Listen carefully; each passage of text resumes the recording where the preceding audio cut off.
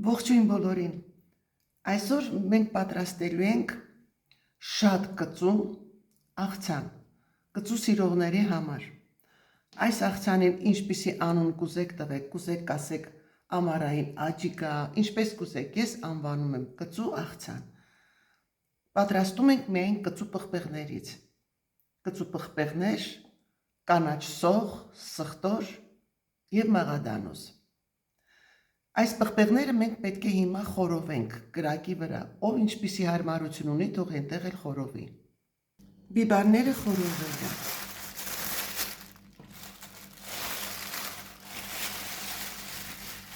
Ահա։ Այս պահին բիբարները պետք է մաքրեն։ Պղպեղները մաքրեցի, սերմերից և կոթունից ազատվեցի, իսկ հիմա պետք է կտրատենք։ Այսպես։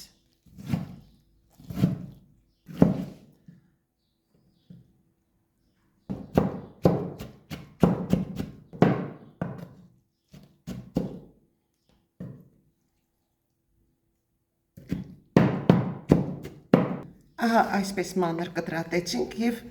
աղցանի ամանի մեջ եմ տեղավորում։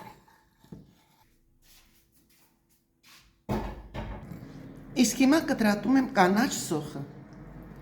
Կրկին մանր։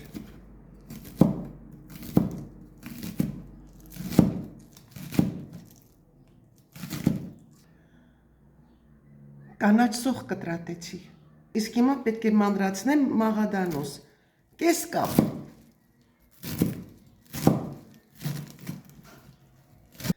Մաղադանոցն էլ եմ ավելացնում։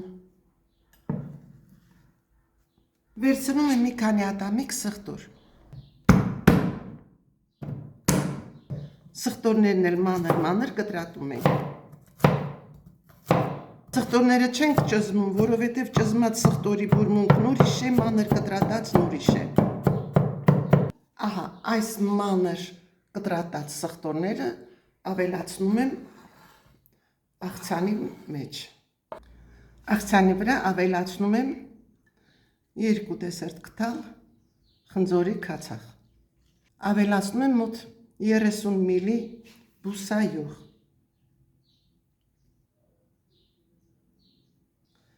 Ավելացնում եմ աղ և խառնում եմ։ Հարգելիներս, ովքեր որ այդքան հաշտ չեն կծու պղպեղի հետ, շատ լավ կլինի, որ քաղցրով էլ պատրաստեք։ Ճիշտ է, քաղցր պղպեղի համը այլ է, կծուինը այլ է, բայց վստահեցնում եմ, որ էլի շատ լավ աղցան է ստացվելու։ Շատ ախորժալի է և պահանջարկը մեծ է սեղանի շուրջ։ Ես ձեզ վստահեցնում եմ, որ այս աղցանը ընդհանուր սեղանից անպակաս կլինի, որովհետև թե մակարոնեղենի հետ, ցանկացած փլավեղենի հետ օգտագործվում է, մսեղենի հետ շատ համահունչ է։ Դե ինչ, պատրաստեք և թող անուշ լինի։